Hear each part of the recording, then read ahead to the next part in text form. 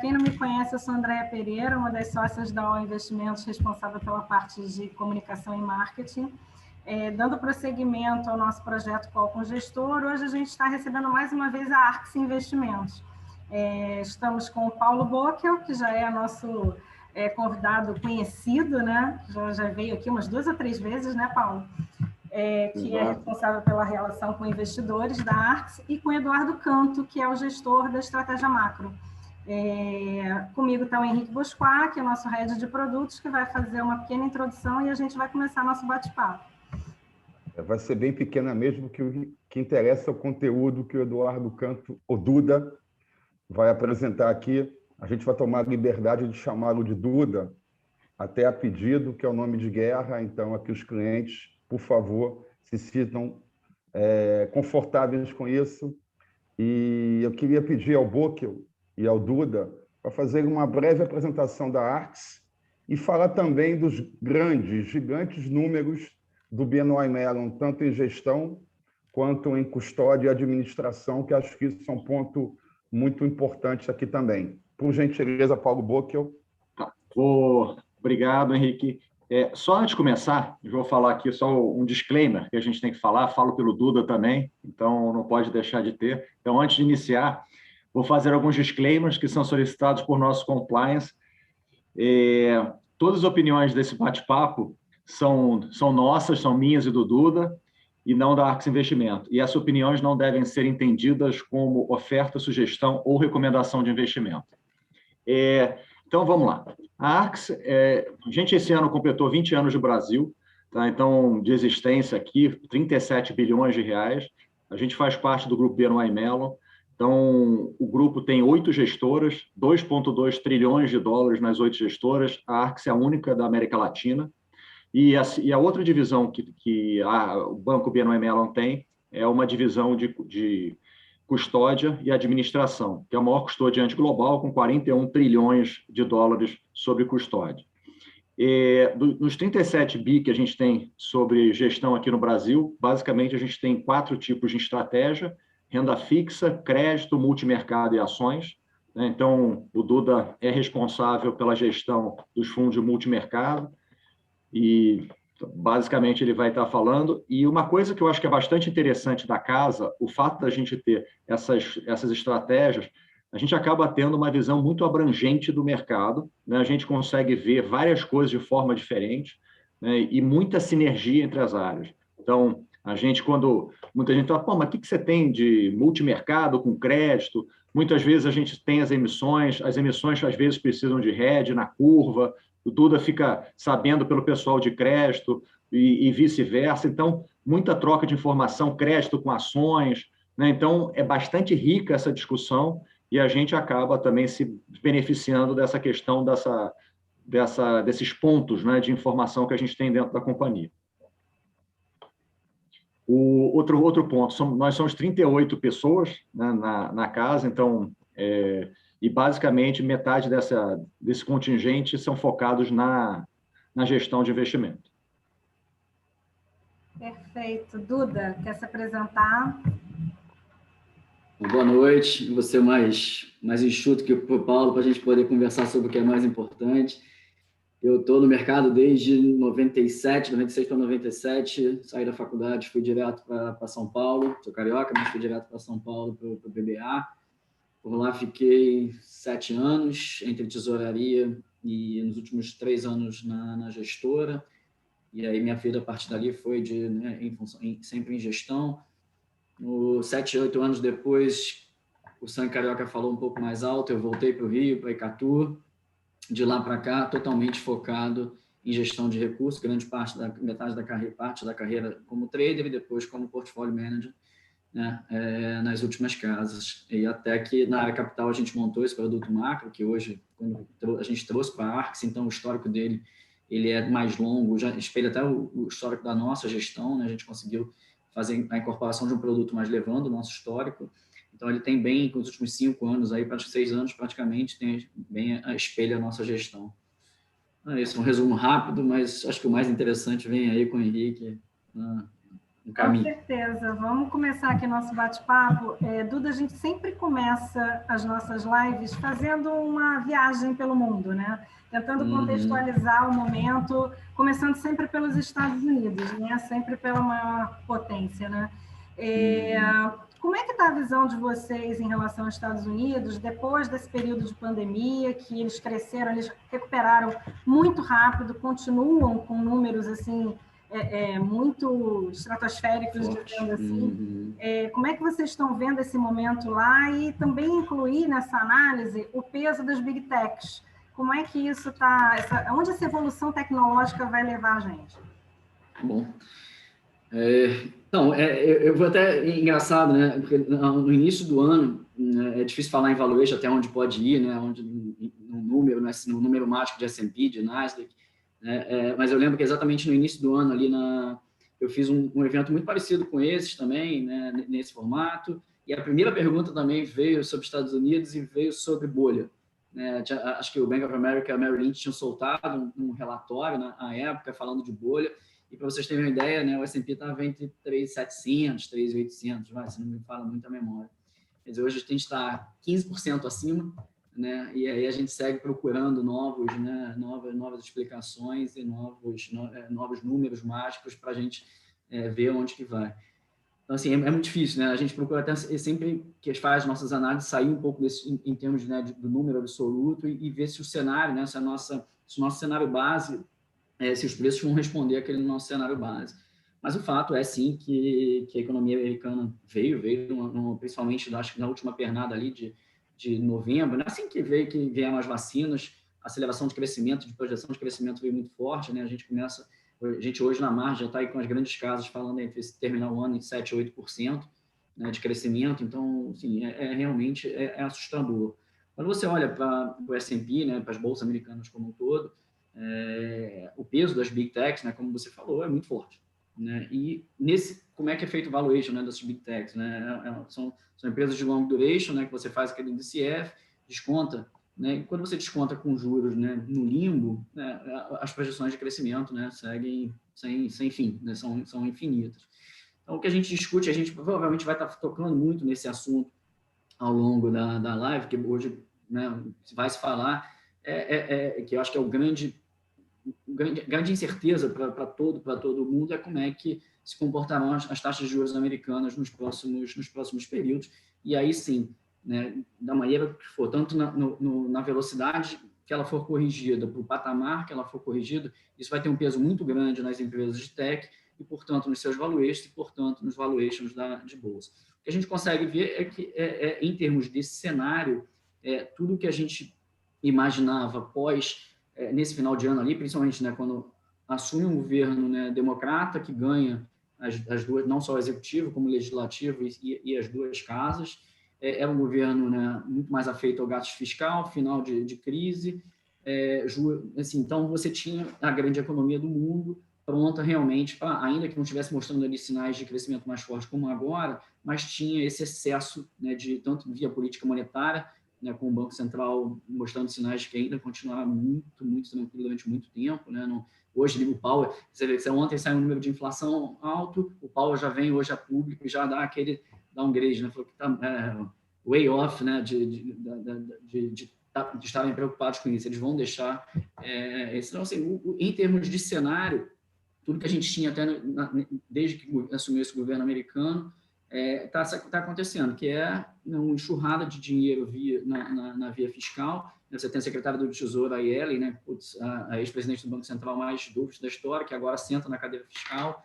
Então, você tem na via fiscal ainda nenhum sinal de que as coisas vão ser corrigidas, pelo menos não no curto prazo. Você fala um pouquinho, né, cada dia ele bate a sopra, fala um pouquinho, que vai começar a fazer o taper no meio do ano, mas que vai avaliar. Então, assim, eu acho que é muito cedo e, portanto, muito difícil a gente afirmar para onde vai, porque vai depender exatamente dessa velocidade. Se a inflação comer mais rápido, vier mais rápido, e o Banco Central se antecipar, né, a gente não deve ter grandes impactos em termos de curva, grandes normalizações, e não tem grandes impactos na precificação, no valuation das empresas. Na conta, o risco a gente provavelmente vai falar isso mais para frente, é isso, ele demorar a fazer essa correção, continuar acreditando que a inflação é transitória e ela não ser, e aí ter que pedalar muito mais forte, né, numa maneira muito mais rápida, em termos tanto de salto quanto de velocidade, e aí sim você tem um impacto muito grande na curva americana, e aí sim um impacto muito grande no valuation das empresas. Perfeito. Ainda na nossa viagem aí pelo mundo, vamos pensar no bloco europeu, né? Mesma coisa, pensando no pós-Covid, na falta de unificação econômica, de fato, né? Cada região com comportamento próprio, a Alemanha tendo eleição no final do ano. Como é que vocês estão vendo a Europa hoje? Esse é o bicho mais difícil, né, de todos, como acho que você definiu, você mesmo respondeu, né? São N economias, cada uma com o seu casezinho específico, né, com o seu problema fiscal, o outro é o motor da Europa, e o grande motor, né, que é a Alemanha, a grande dependência dos países. Você vai ter um evento realmente que é a eleição na Alemanha, né, primeira vez sem Merkel. Eu acho que não é só uma eleição alemã, né, é uma eleição sem Merkel. Depois de 16 anos, você não tem mais a grande chanceler de toda essa época.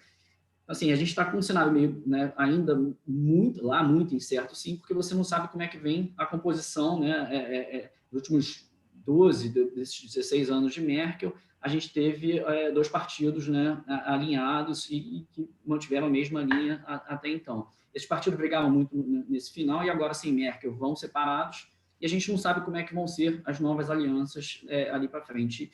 E são vertentes mais fiscalistas, menos fiscalistas, né? Se o Partido Verde vier, é menos fiscalista, mais pró-economia. Então, assim, hoje realmente é um cenário para a Alemanha. A gente vai acompanhar isso na vírgula, mas é muito cedo, continua sendo muito cedo. As alianças estão começando a se formar agora, a se falar agora, mas em termos de cenário são tão, né, as composições podem ser tão diferentes. Se for aliado muito ao centro, que é o nosso cenário base hoje, aí sim, acho que não tem muita coisa, mais do mesmo. Mas a gente corre risco de você ter vias menos fiscalistas, mais fiscalistas de acordo com essa composição do que pode vir lá de Alemanha. E os outros países, obviamente, têm os seus problemas, né? Tem o que a gente espera, né?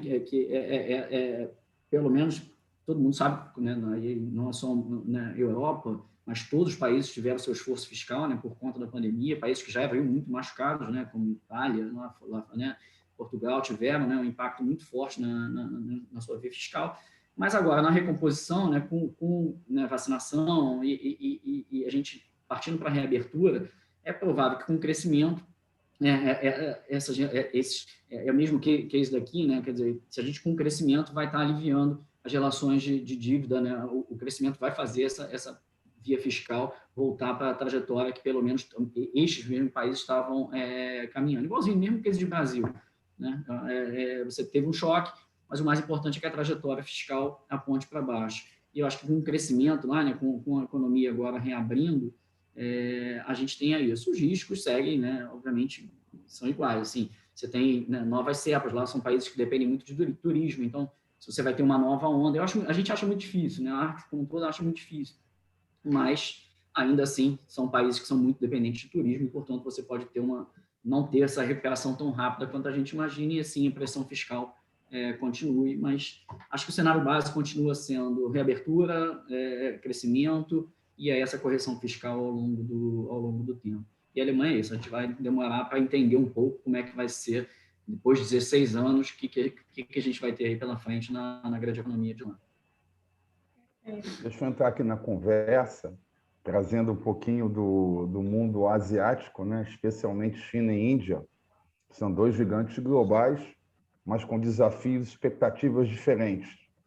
Duda, como o time da Arx analisa o momento e expectativas com a continuidade no mundo China de uma inclusão de um número extraordinário de orientais numa classe média emergente e com poder de consumo? E, em paralelo, como está a questão indiana nesse aspecto, já que são 2 países com mais de 1 bilhão de habitantes, e como eles têm que investir em infraestrutura, alimentação, qualidade de vida? Isso, em tese, garante uma demanda crescente de longo prazo de commodities.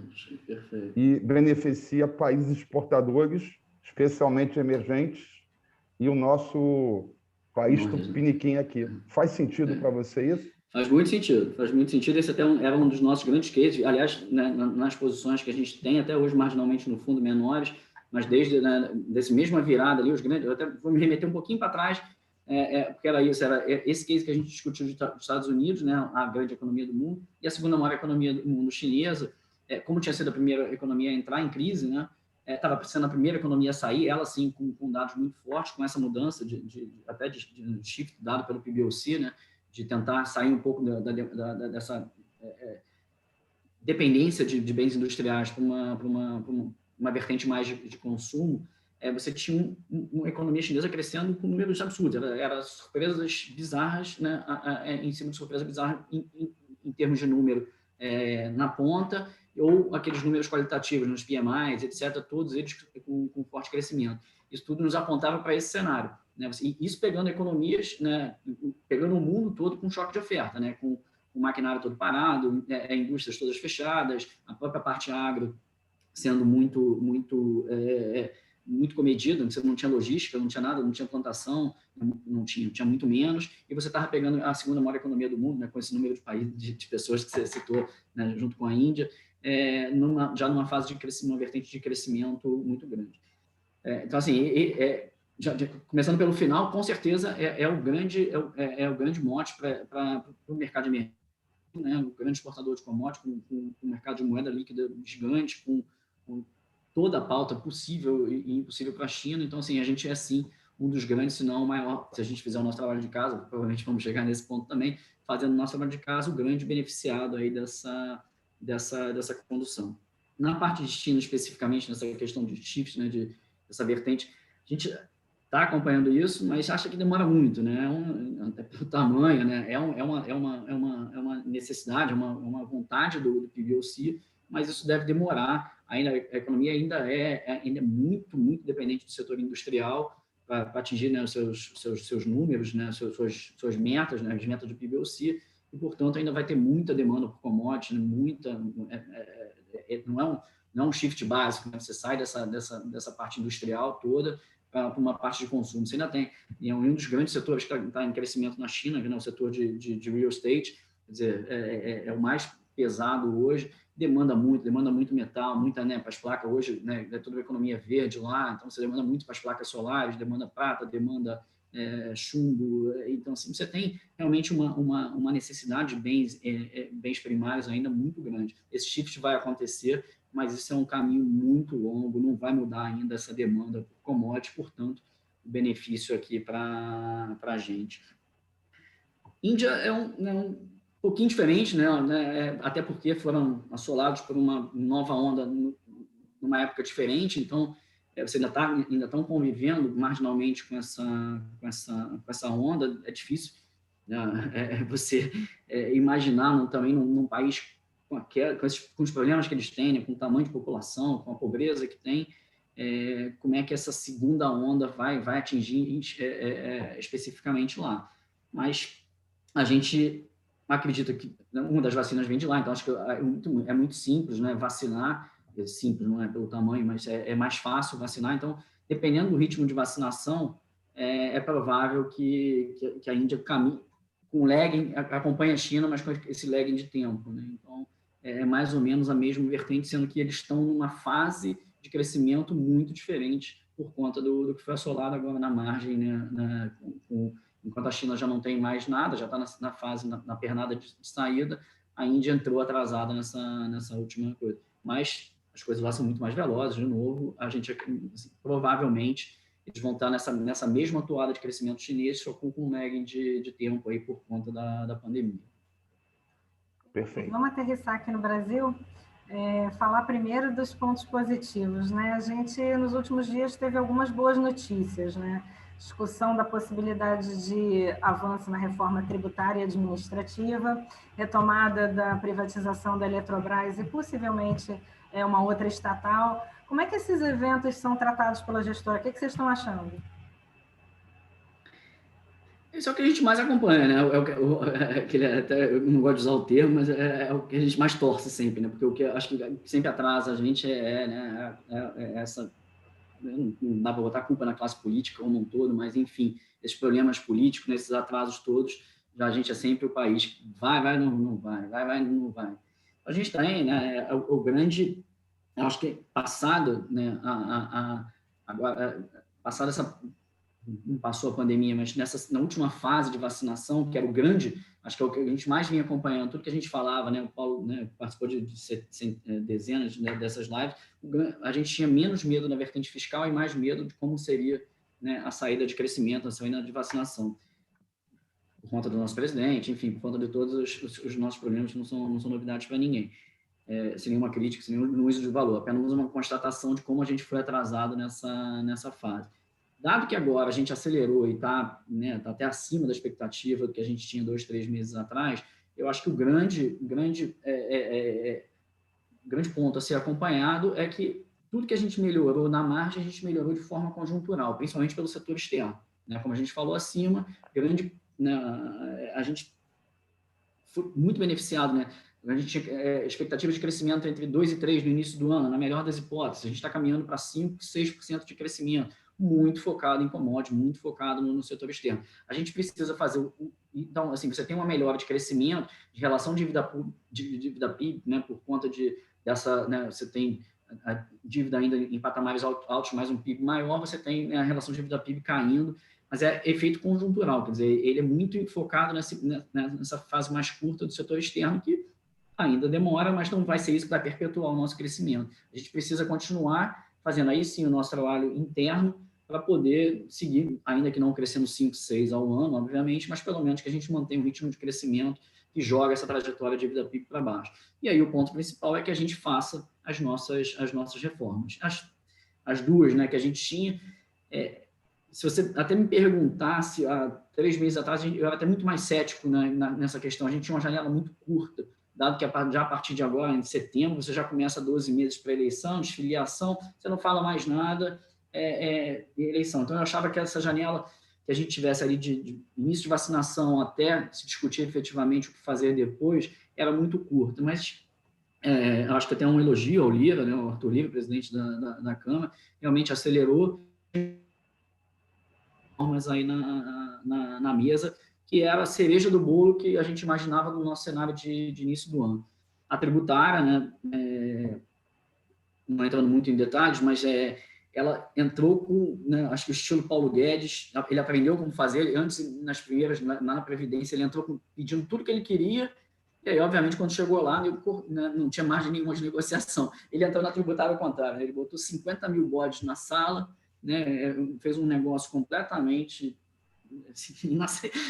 mas justamente para isso. Agora entrou, agora vai cortando tudo e vai chegar onde, obviamente, eles querem. Então, esse início né, a chegada da reforma tributária, a gente está viu com maus olhos há umas 2 semanas, até entender o que era. Agora, marginalmente, com esses pequenos cortes, pequenos ajustes, começa a caminhar para um negócio melhor, ainda que a gente não esteja falando sobre, né, a unificação de alíquotas, que eu acho que é o grande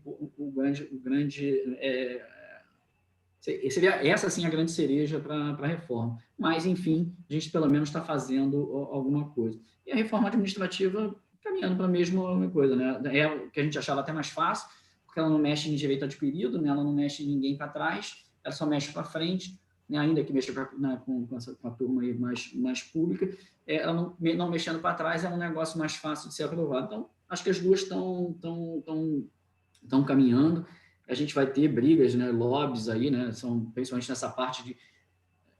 Se você não tiver unificação de alíquota, né, ele é meio que um jogo de soma zero, mas você tira de algumas empresas, de alguns setores, para botar em outros, e são lobbies muito fortes dentro do Congresso. Agora é acompanhar como é que isso desenrola. Mas sim, reforma acho que é o grande ponto para a gente continuar, sair dessa dependência do setor externo e caminhar com os próprios passos ali para frente.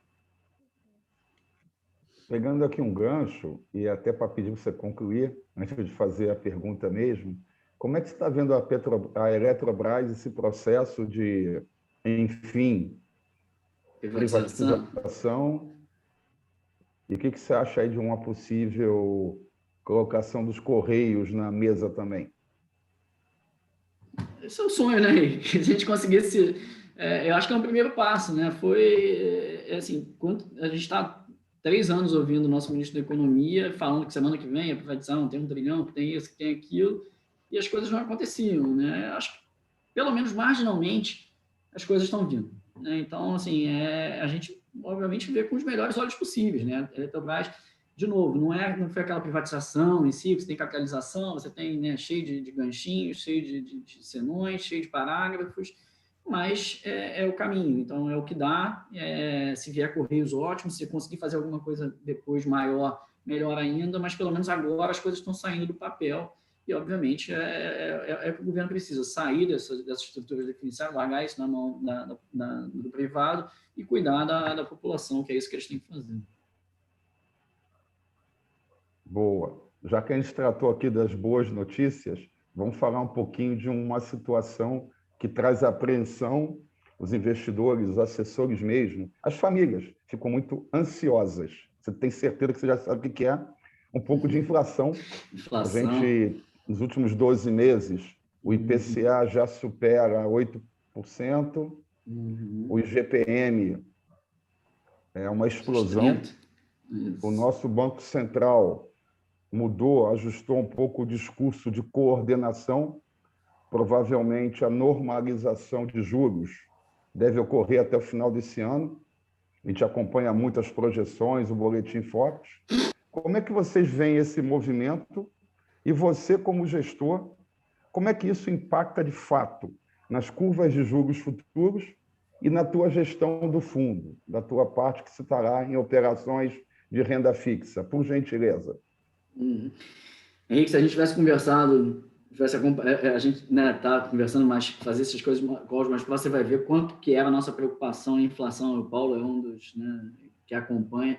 Impressionante como a gente era um caso à parte no segundo semestre do ano passado. E grande parte do nosso resultado, que é descolado da indústria, quando você plota o nosso fundo, né, contra os peers, foi justamente, né, por inflação. O mercado ali, a gente acha, e a gente era patinho feio nas reuniões do Banco Central, eram simplesmente quase que humilhados, né, tanto eu quanto o economista nas lives, ali a época de live, né, live, não live, né, one-on-one aqui via eletrônica, e a gente recebia muita crítica, porque a gente tinha um cenário completamente diferente. O mercado, ele fez uma análise, tudo bem, que era um negócio muito novo, né, ninguém tinha vivido uma pandemia, o mais próximo que você chegava numa crise financeira era equivaler a 2008, e o mercado tratou exatamente igual. Só que 2008 era muito diferente, né, de agora, da crise de pandemia. A gente, obviamente, demorou também a entender isso. Ali era uma crise simplesmente de demanda. Não tinha nenhum problema de oferta, ninguém foi para casa, ninguém fechou fábrica, ninguém... Né, você teve um desmanche financeiro por alavancagem, mas que essas coisas que a economia real, ela apanha no início, mas ela tem a sua fase de recuperação. Quando a gente chegou no meio da pandemia, que entendeu que os governos iam fazer, e tinham muito mais bala que em 2008, dado que aprenderam com a crise de 2008, que iam usar suas vertentes fiscais e monetárias para segurar essa parte de demanda, né, e, portanto, a gente, ainda que tivesse, né, sem entender o tamanho do negócio, né, ia ter essa segurança de você ter as pessoas sendo financiadas em casa, né, no caso dos Estados Unidos, por cheque, ou aqui, como foi um trabalho ótimo também, que não dá para não elogiar, que era a questão de você financiar as empresas para não mandar ninguém embora. Quer dizer, quando a demanda ela foi segura e essa inflação só trocou de peso, né, você não consome mais serviço, você não vai mais na rua, mas você começa a montar a tua casa, você precisa comer em casa, que essa inflação só shiftava a forma, né, de serviço, a gente começou a se preocupar com um negócio que o Banco Central hoje, quer dizer, há 2, 3 meses, começa a se preocupar, que é a parte de oferta. Né? A gente viu todas as empresas, né, diversas indústrias fechando, a gente, todo mundo, né? Maquinários, fornos sendo desligados, como a gente falou na parte agro, a área plantada diminuindo avassaladoramente, né? Logística sem poder se movimentar. Então, assim, né, olha o custo de frete hoje, como é que está. Então, assim, a gente começou a se preocupar nisso ali de julho para agosto, né, quando o mercado só falava em demanda, quando o mercado pegou essa parte de demanda, de inflação no pé ali, quer dizer, você não consumia, você tinha inflação praticamente zerada e você projetava essa inflação para frente e sem olhar, sem se preocupar com essa parte de oferta. Ali a gente teve essa preocupação e a gente começou a montar, né, vou embolar um pouco os pontos da pergunta, porque a gente estava no final, a gente começou a montar todas as nossas posições compradas. Quer dizer, você tinha inflação anual ali sendo tradada, perdão, estou tocando um interfone aqui, vocês me desculpem, não sei se o som está saindo aí. Eu acho que para daqui a pouco, bom, não vou conseguir levantar. Então, você tinha inflação anual em 2020 sendo tradada perto de 0,40, entendeu? E o mercado simplesmente tomou esse choque todo, começou a falar sempre em transitoriedade, o Banco Central foi nessa onda, não sei se nessa onda, mas eu acho que estava em linha com os outros bancos centrais, muito mais preocupados com demanda do que efetivamente com todo o resto, e aí ele ficou muito para trás, né? E o que aconteceu foi que o problema não é como você trata a inflação na ponta, né? Inflação é expectativa, inflação é para frente. Quando você acorda, você vê que a tua energia vai subir, que está todo mundo projetando 5%, 6%, 8%, você imediatamente sobe o preço do teu pão, você sobe o preço da carne, você sobe o preço... Então, inflação é sempre expectativa. E o Banco Central lá atrás, ele demorou muito a corrigir, né? Você entra o ano, o cara falando em forward guidance com juro de 2, juro real negativo, e ele falando em forward guidance ainda de provável queda ou manutenção de juros. Então, assim, acho que ali foi um grande erro da autoridade monetária, corrigido, graças a Deus, agora, nas últimas, desde o início do ciclo de alta, mas eu acho que ali foi essa parte de tratamento de inflação, de expectativas de inflação é que vai dar o tom daqui para frente. O Banco Central, pelo menos agora, não sei se tarde demais ou não, começa pelo menos a ancorar. Acho que por isso, sim, pode ser uma preocupação menor. Se o Banco Central agora começa a falar, né, demorou a falar em juro neutro, sempre dando aquele mesma coisa que o Powell lá fora, sempre aquele bate a sopra, agora já começa a falar realmente, o Bruno Serra já falou ontem, quem teve com o Fábio Cantiuc também sentiu o mesmo peso, estão muito preocupados com expectativas de inflação, com a coragem dessas expectativas, e a gente que viu essas inflações implícitas à frente, chegando a serem tradeadas a 6%, perto de 6% ao ano, hoje já vê elas mais ainda que acima da meta, pelo menos, né, se você descontar o prêmio de risco, em linha com o nosso histórico. Acho que a partir de agora vai ser exatamente como o Banco Central seguirá esquecer esse ajuste parcial, dessa parte de levar, talvez tenha que passar um pouquinho do neutro mesmo, é melhor testar, passar para cima e ancorar essa expectativa à frente, e depois, se precisar, corrigir para baixo de novo, do que efetivamente ficar pedalando e correndo atrás.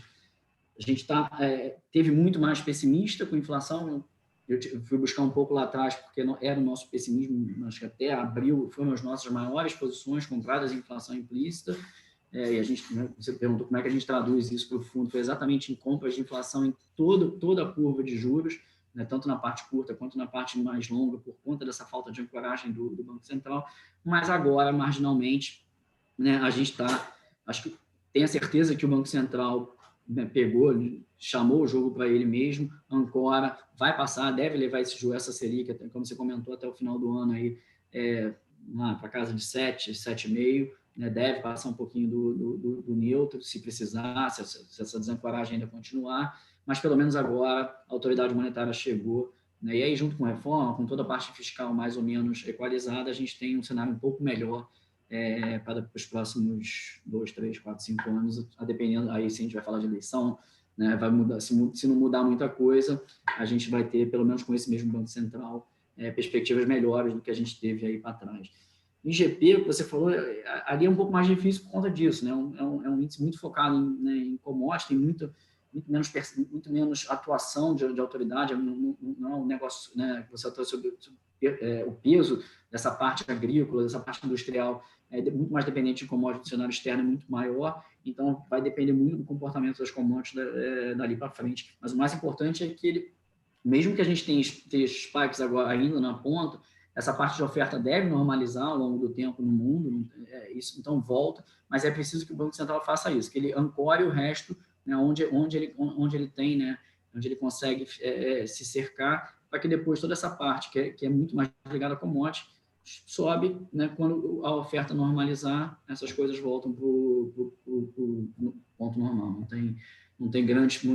o IGP não ele é muito mais... Como é que a gente faz essa transmissão? Como é que você trata os efeitos secundários dessa transmissão do que efetivamente a preocupação dele na ponta? Perfeito. Perfeito. Para a gente começar a falar depois um pouco de estratégia, vou lançar só mais um último tema que a gente deveria até estar falando ano que vem, mas a gente adiantou um pouco o discurso, que é a eleição, né? Lógico, né? A gente já começa a ver uma movimentação do Executivo, do Congresso, com medida mais suave, um viezinho populista, redefinição de incremento de valor de Bolsa Família.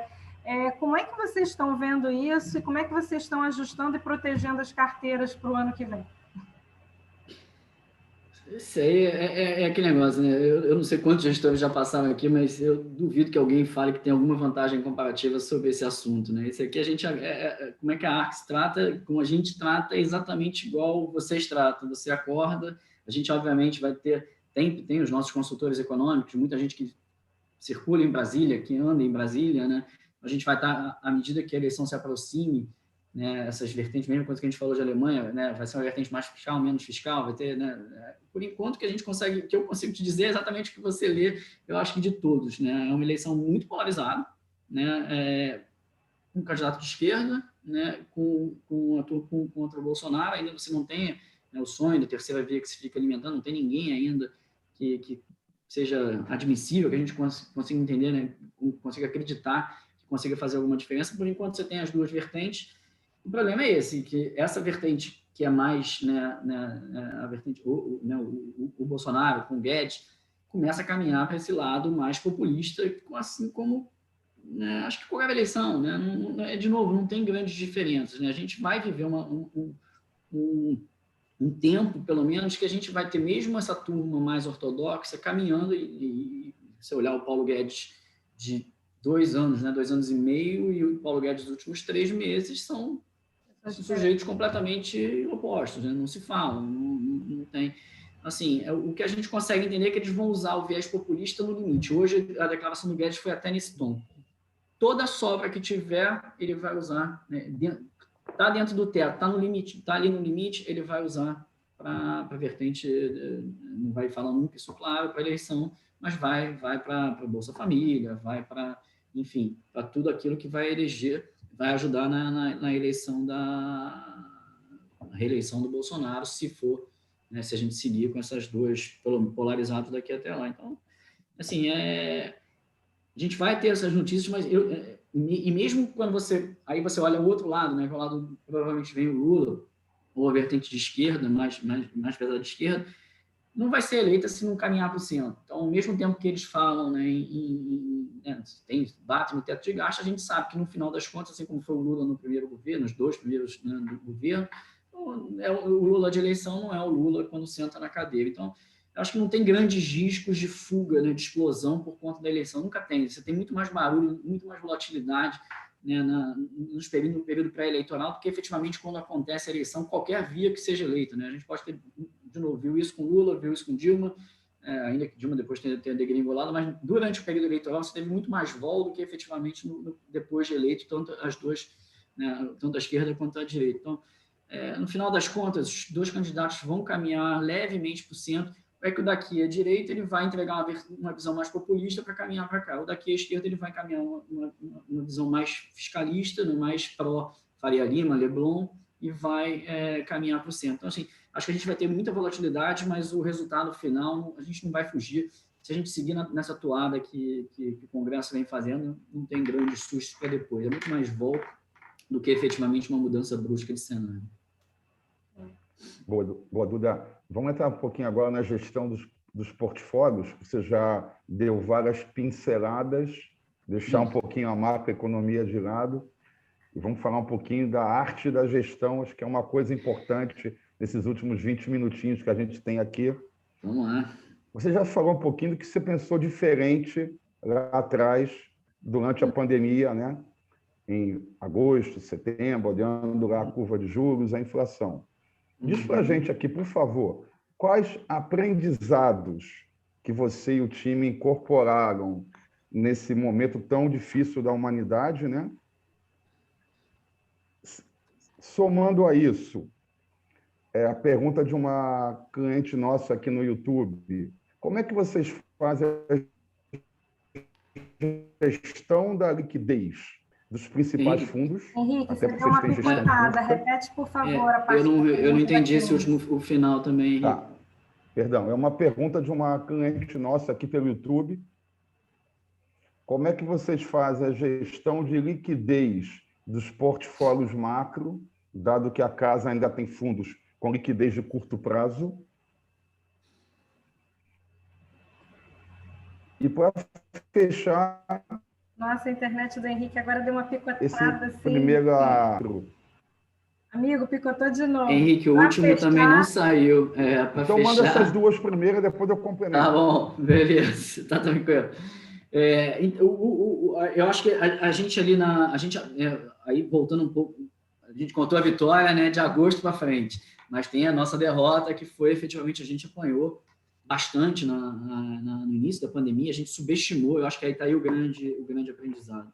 A gente subestimou até, e isso eu estou falando, né, eu tenho 25 anos de mercado, e ainda assim subestimou muito dos movimentos, o que esses fluxos de capital podem causar, ainda que o fundamento, né, que a gente tiver certeza já de fundamento em algumas partes do movimento, quanto que stops, né, essa é até pertinente a pergunta depois da cliente sobre liquidez. O grande ponto dessa crise foi liquidez lá atrás, porque obviamente que os preços, sob nenhuma hipótese, a gente não deve viver isso nunca mais, né? Então, o problema, e aí vale, né, para todo mundo, eu sei que o público deve ter assessores, mais pessoas físicas, como é importante na hora do preenchimento daquele suitability, você fazer a sua gestão, o assessor junto com o cliente, né, a gestão de liquidez, porque quantas pessoas estavam simplesmente, quantos fundos, quantos bancos tiveram, ali era um problema de chamada de margem, chamada de capital. Você lembra que o ouro, que era a hedge da bolsa, caía exatamente igual o SPX, porque você tinha chamada de margem em tudo quanto é lugar, era capital, o dinheiro ali é o que falou mais alto. E ali, assim, o grande erro e o grande aprendizado é como a liquidez realmente pode te matar. Quer dizer, grandes fundos, várias pessoas olharam os preços e não tinham condição de aproveitar as oportunidades por estarem fora do seu padrão de liquidez, né? Você está... eu tenho uma visão mais médio e longo prazo, eu sou um investidor de mais risco, menos risco, mas aí você está todo engessado, apanhando aqueles inteiros, e na hora de comprar você não tem, né, nenhum espaço de coisa. Então, a gente ali subestimou muito, né, bastante, meia-culpa forte, o tamanho do movimento, ainda que depois a gente tenha entendido e corrigido isso para frente. O grande aprendizado, o grande problema nosso ali no início da pandemia foi subestimar exatamente esse evento de liquidez, né? E não por estar em ativos ilíquidos, né? E eu vou chegar no ponto dela para frente, mas pura e simplesmente por estar em tamanhos, né, subestimando o movimento, tentando achar sempre a virada, em vez de respeitar o fluxo e depois sim tá mais líquido para aproveitar. Não, a gente teve muito mais apertado, muito mais encilhado, e demorou mais tempo para pegar a volta do que efetivamente se a gente tivesse bastante equalizado nessa questão. A gente subestimou muito ali essa questão de efeito de liquidez no sistema, né? Efeito de risco no sistema. Quando a gente faz a gestão de liquidez, né, dentro de casa, e não tem nada a ver com pós-crise, foi sempre assim, né? Tanto que basta olhar, o fundo é liquidez diária desde o seu nascimento, como eu falei mesmo antes na casa anterior.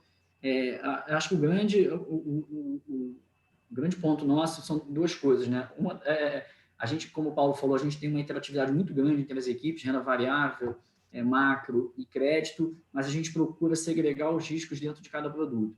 Então, dentro do produto macro, uma das coisas que a gente faz, até por conta de liquidez, é não ter ativos de crédito. São sempre ativos financeiros lastreados em bolsa, seja aqui ou lá fora, sempre ativos financeiros lastreados em bolsa. Então, isso já você traz uma dinâmica de liquidez muito mais...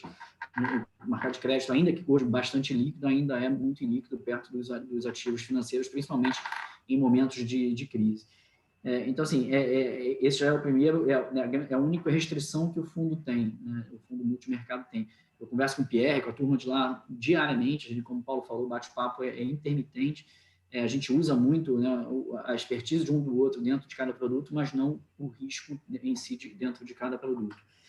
E, somado a isso, quer dizer, tirando essa restrição, o que a gente tem são isso, trabalhar sempre ativos líquidos, não fugir um pouco. A gente tem alguns, né, dentro das nossas simulações de risco, tem risco de liquidez, então alguns papéis, a gente faz algumas simulações de mediana, de resgates contra, né, em janelas específicas, quanto tempo você tem para liquidar aquela posição, e aí você tem alguns cortes em alguns pequenos papéis, algumas coisas desse tipo.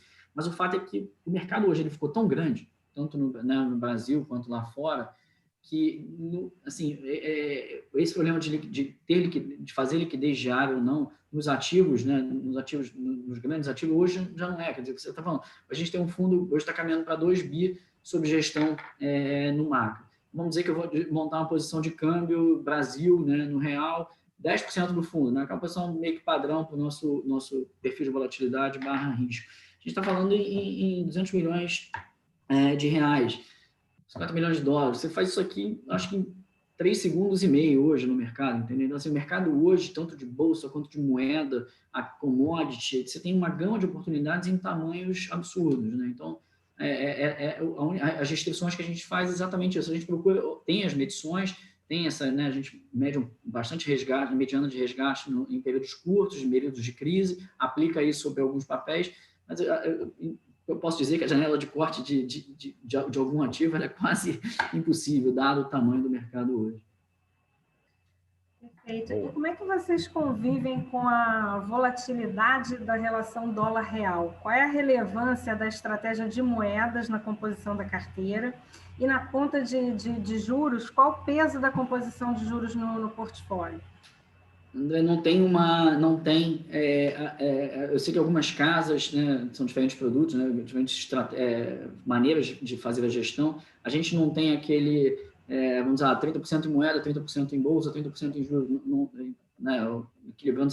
A gente não tem. O que vai dar sempre o tamanho do fundo primeiro, é o call macro, né, a classe de ativos que vai estar respondendo mais ou menos aquele cenário, e aí sim cabendo dentro do limite. Então, às vezes você vai ter uma classe de moeda, tanto dólar real, ou, né, real contra os peers, né, contra os emergentes, vai ser a única estratégia, né, muito difícil de acontecer, mas vai ser a grande estratégia de risco do fundo. Então, várias vezes a gente vai estar sem risco de moeda, vai estar no risco apenas de juros, tanto aqui quanto lá fora, ou bolsa aqui quanto lá fora. Então, depende muito do case macro. Esse case macro é que dá dentro da caixinha, né, a nossa visão de médio e longo prazo, e aí sim a gente aloca as estratégias de acordo com o limite de risco do fundo, mas a gente não tem nenhum corte específico, nem em moeda, nem em juros, / inflação, nem em bolsa ou commodities.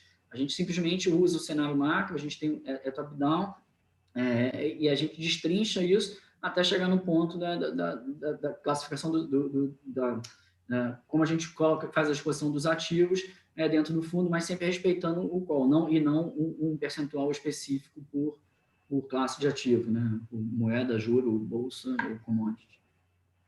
Deixa eu dar um pitaco aqui. Num portfólio ideal, na visão de hoje, olhando meses à frente, você como gestor e a tua equipe, vocês têm uma ideia de volatilidade futura, consequentemente target de retorno e um Sharpe desejado? A gente não persegue nenhuma dessas métricas, Henrique. A gente usa todas elas para saber como é que a gente está na composição da indústria, como é que a gente se vende, para que perfil de cliente, né, a gente quer estar, em que classe de cliente a gente quer estar inserido, dado que a gente tem liquidez diária.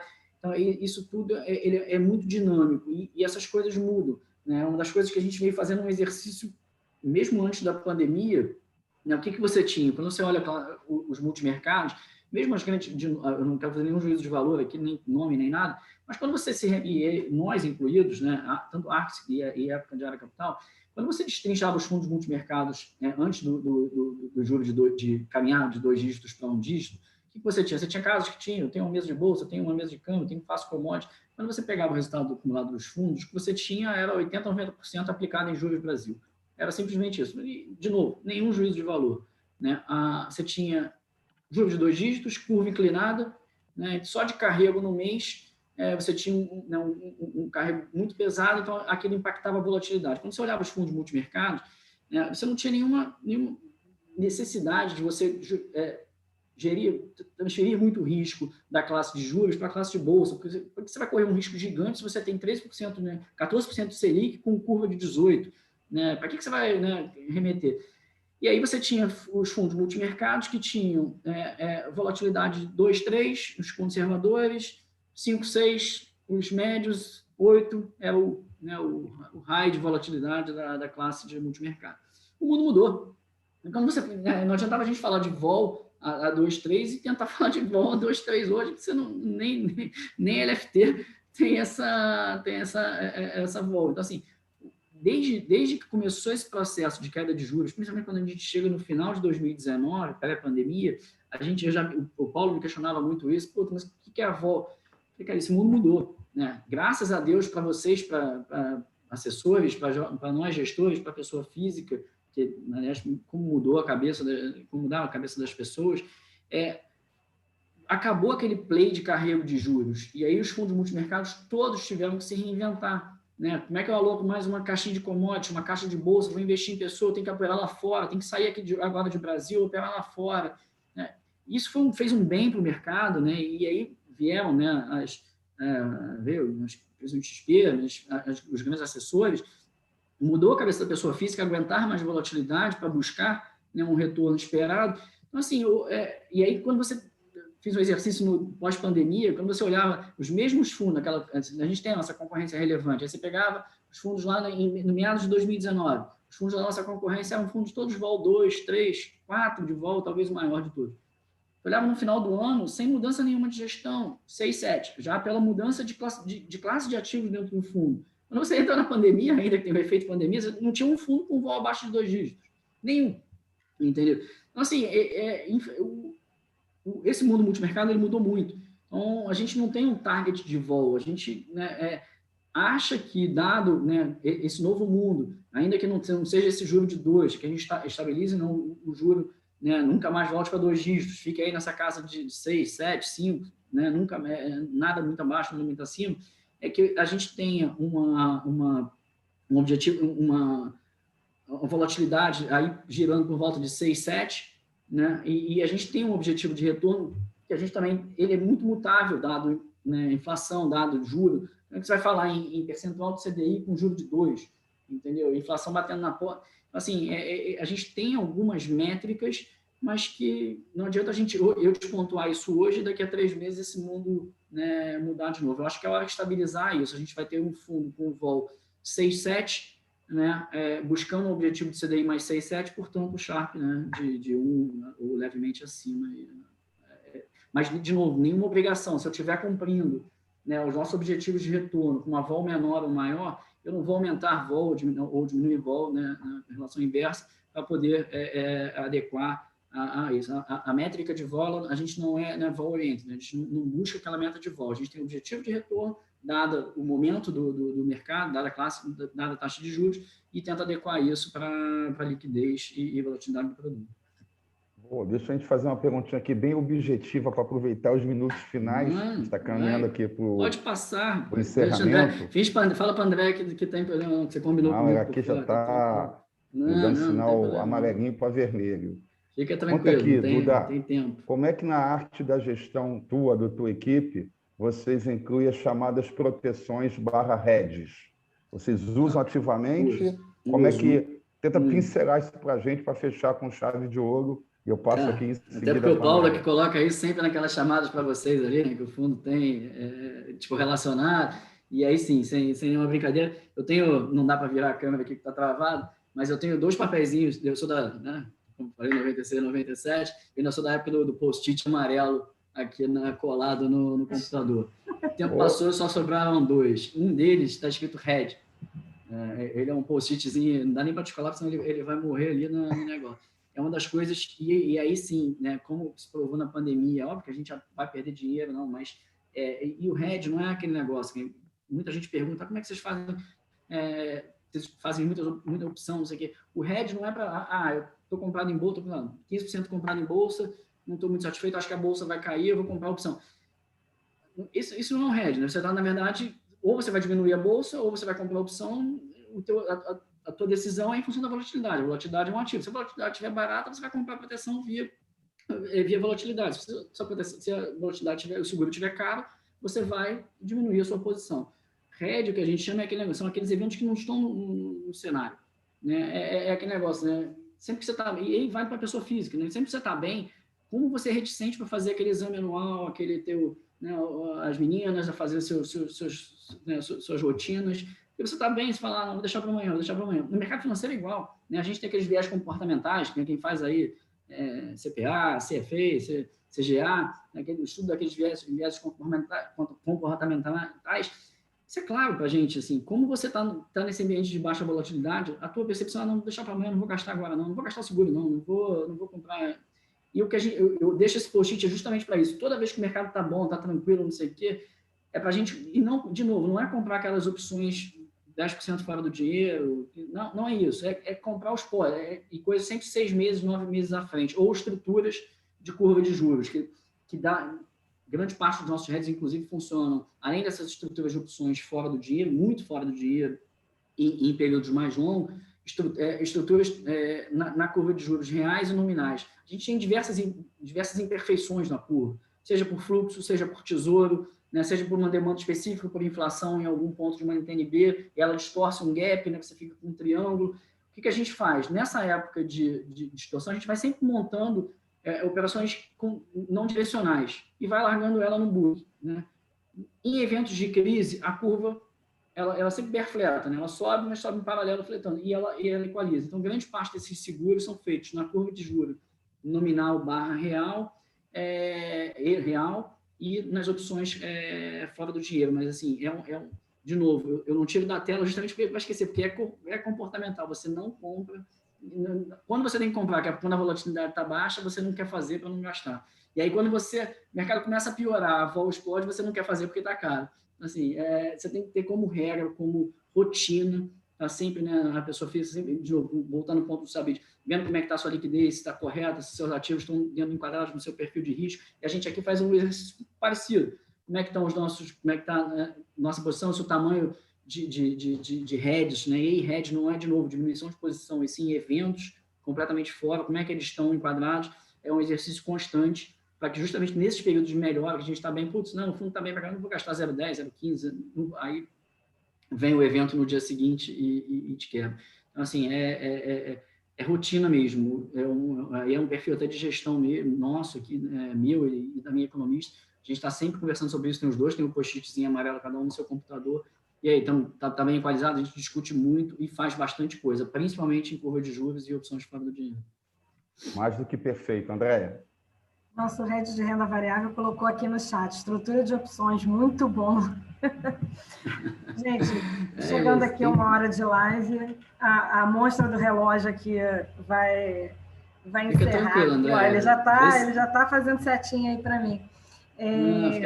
A gente termina nossas lives normalmente pedindo para o convidado deixar um recado, uma mensagem, alguma coisa que você queira deixar gravado na mente dos nossos convidados. E, Paulo, você não vai escapar, não. A gente quer recado seu também.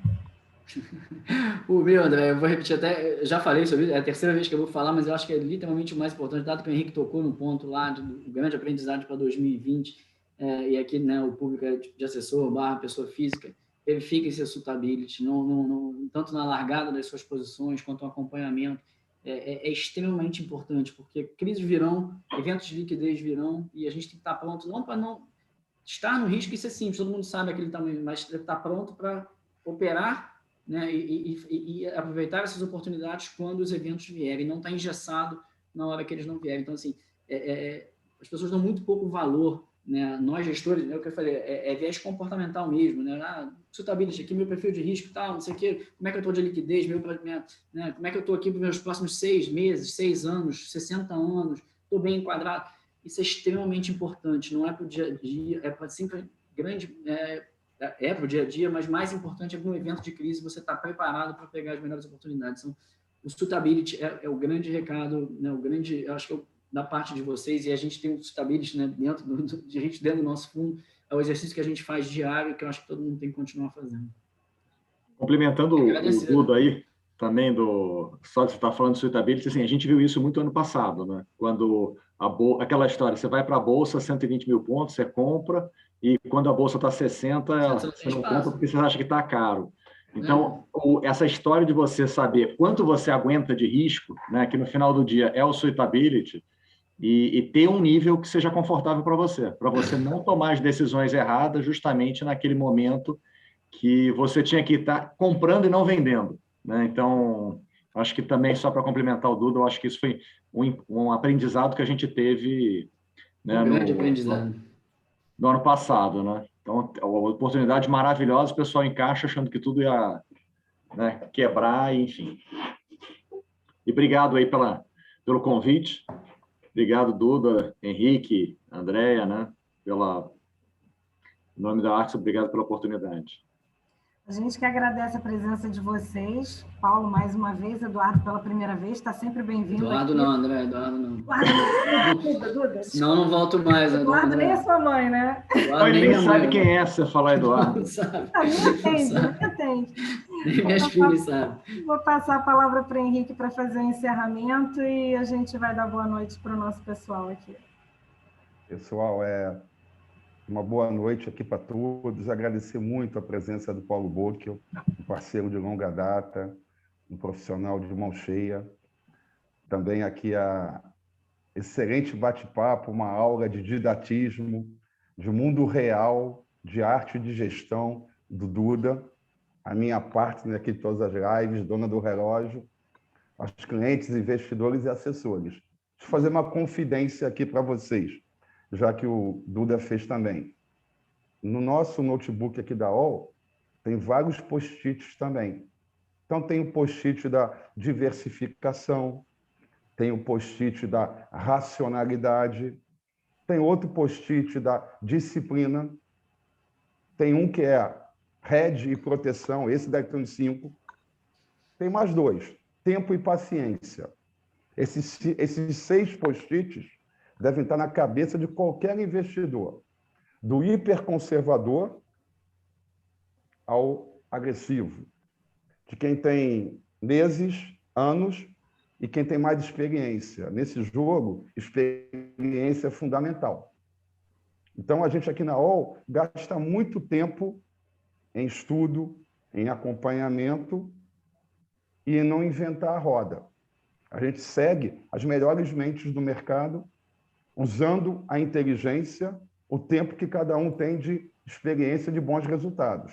Então, é para isso que a equipe aqui está sempre estudando, se capacitando para prestar uma assessoria de alto nível para cada investidor, para cada família, para cada empresa. Então, podem contar com a gente está sempre interagindo e o importante é ter sangue frio e saber que no automóvel tem airbag, no avião tem paraquedas, no iate tem aqueles botes salva-vidas. E nas carteiras de investimentos, rede proteções. Uma boa noite a todos. Até semana que vem. Duda, Bocchio, Andréia. Boa noite, gente. Boa noite, muito obrigado. E quando precisar, também de novo. Tchau. Se Deus quiser, no show. Boa noite. Tchau. Boa noite. Com certeza. Abraço.